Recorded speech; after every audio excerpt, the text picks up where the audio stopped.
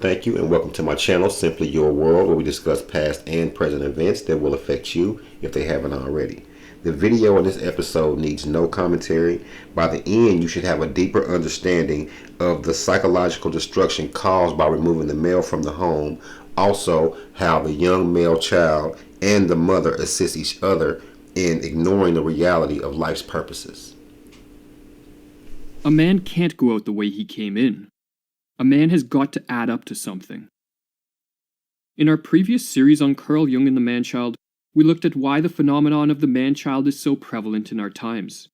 We argued that due to the demise of the traditional family and an absence of rites of initiation, many boys lack male role models to show them the way to manhood, and so they are emerging into adulthood stuck in what the authors Robert Moore and Douglas Gillette called boy psychology.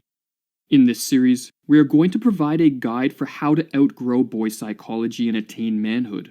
To do this, we are going to look away from contemporary Western culture, which is overwhelmed by ideas which view masculinity as toxic, and approach the topic of manhood from an anthropological point of view.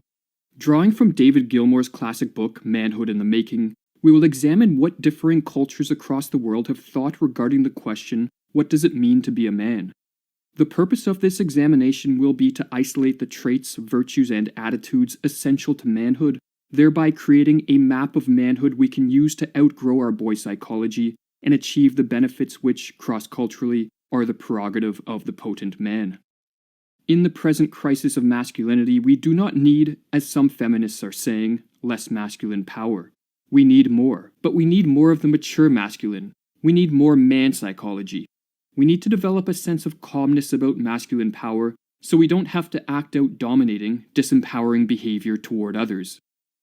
To begin, we must differentiate between biological maleness and manhood. Practically all cultures across the world acknowledge that a man is a biological male by virtue of being born with male reproductive organs. Manhood, on the other hand, is not defined by the presence of physical characteristics alone. It must be achieved. The Aboriginal Fox tribe of Iowa call the attainment of manhood the big impossible, which only the masterful few can attain. Unlike biological sex, manhood is not a given but a prize to be won. As the 20th century American author Norman Mailer wrote, "Nobody was born a man. You earned manhood provided you were good enough, bold enough." Or as David Gilmour explains, there is a constantly recurring notion that real manhood is different from anatomical maleness, that it is not a natural condition that comes about spontaneously through biological maturation, but rather is a precarious or artificial state that boys must win against powerful odds. This recurrent notion that manhood is problematic is found among the simplest hunters and fishermen, among peasants and sophisticated urban people. It is found in all continents and environments. To understand why it is almost universally accepted that real men are made, not born, we must investigate what cross-culturally is considered the greatest threat to manhood: psychological regression. In contrast to other animals who emerge into this world with a certain degree of autonomy, the first year of a human's life is spent in a prolonged state of dependence on the mother. Just as a fetus is contained physically in the mother prior to birth, in the first year of life the infant can be said to be contained psychologically in the mother. From the perspective of the infant, the mother appears symbolically as the Great Mother.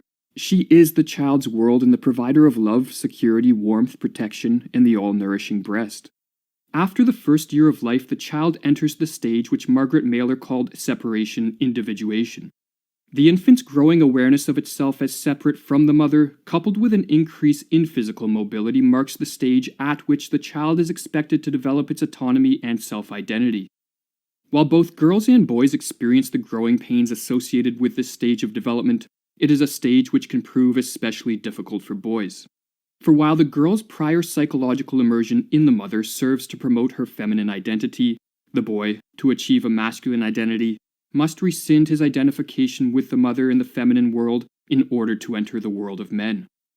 The special problem the boy faces at this point is in overcoming the previous sense of unity with the mother in order to achieve an independent identity defined by his culture as masculine. The girl does not experience this problem as acutely, according to this theory, because her femininity is reinforced by her original symbiotic unity with her mother, by the identification with her that precedes self-identity and that culminates with her own motherhood.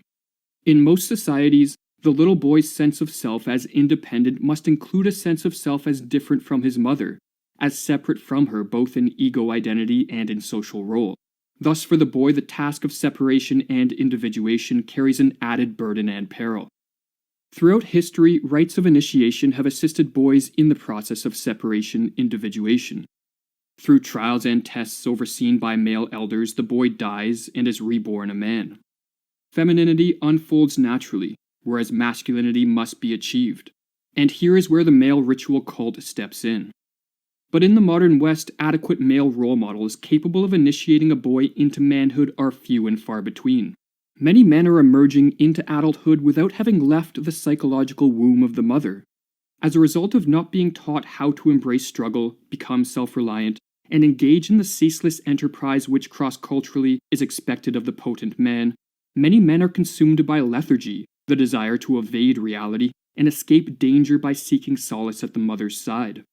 They are succumbing to what Thomas Gregor in his study of the Mahunaku tribe of Brazil referred to as the desire to take the path back to fusion with the mother and the pleasures of infancy. Or in other words, they are consumed by what Carl Jung called the spirit of regression, who threatens us with bondage to the mother and with dissolution and extinction in the unconscious. In succumbing to the spirit of regression, we adopt lifestyles antithetical to manhood. One such lifestyle which Jung repeatedly warned of is what in mythological terms is referred to as the incestuous marriage to the mother, whereby one remains in the psychological womb of the mother well into old age. If this situation is dramatized, then there appears before you on the psychological stage a man living regressively, seeking his childhood and his mother, fleeing from a cold, cruel world which denies him understanding. Often a mother appears beside him who apparently shows not the slightest concern that her little son should become a man, but who, with tireless and self-immolating effort, neglects nothing that might hinder him from growing up and marrying. You behold the secret conspiracy between mother and son, and how each helps the other to betray life. Others consumed by the spirit of regression may break free from the psychological womb of the mother, only to adopt the lifestyle of Peer Gynt, which the psychologist Rollo May called the myth of males in the 20th century. Peer Gynt is the myth, that is, the life pattern, of a man characterized by two desires. One desires to be admired by women, and the other desires to be taken care of by the same women. The first desire leads to machismo behavior. A braggart, he swaggers and is grandiose. But all of this apparent power is in the service of pleasing the woman, the figurative queen, in order that the second desire be satisfied. These two desires are contradictory. The woman is the one who holds the final judgment and, correspondingly, the power over him. No matter how much he appears to be the swaggering master with his various women, he is in reality a slave serving the queen. His self-esteem and his self-image depend upon her smile, her approval. The spirit of regression can also lead to the adoption of harmful lifestyles not centered around psychological dependence on a woman. As Erich Neumann argues in his book The Fear of the Feminine, world weariness, neurotic sickness, or the placid acceptance of the commonplace in the attempt to avoid struggle, can all signify that the spirit of regression is active in our mind. Regressions of this sort give rise not only to typical anxiety neuroses and phobias, but also, and especially, to addictions and, if the ego is extensively destroyed, to psychoses. To break free from the spirit of regression and move towards manhood, we need to cultivate a heroic attitude. This attitude has been expressed in countless myths, one of the most notable being the dramatic tale of Tannhäuser and Venus. In this myth, the knight Tannhäuser is approached by the beautiful goddess Venus, who asks him to join her on the mountain Venusberg, where she promises his every desire will be satisfied by her and her attendants, the Naiads and Sirens. Tannhäuser accepts her offer and remains in this paradisal feminine world for a year, but soon he grows weary and is overcome by an intense moral conflict. Should he remain on Venusberg where his every wish and desire for pleasure is fulfilled, or should he renounce this passive independent life and once again embrace meaningful struggle in the world? After agonizing deliberation, Tannhäuser decides to leave Venusberg. I must return to the world of men. I stand prepared for battle, even for death and nothingness. Commenting on this myth, David Gilmour writes, "The knight has mastered the most primitive of the demands of the pleasure principle, the temptation to drown in the arms of an omnipotent woman, to withdraw into a puerile cocoon of pleasure and safety. In the next video in this series, we are going to examine in more detail what the heroic attitude entails and how we can cultivate it to escape psychological regression. By exploring how cultures across the world conceive manhood, we will construct a map of heroic manhood we can use in our quest to mature beyond the limiting confines of boy psychology. As we do, we will also learn why the claim that masculinity is toxic is not only misguided but dangerous. For manhood is not a tool of oppression. It is rather a cultural construct intended to promote the psychological development of boys into men capable of supporting the security and prosperity of a society. When the ideals of manhood are lost or distorted, a society becomes prone to dissolution at the hands of internal and external threats.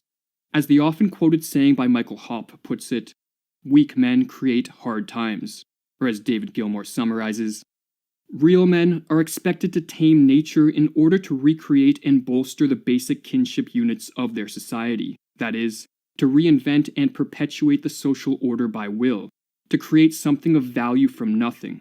Manhood is a kind of male procreation.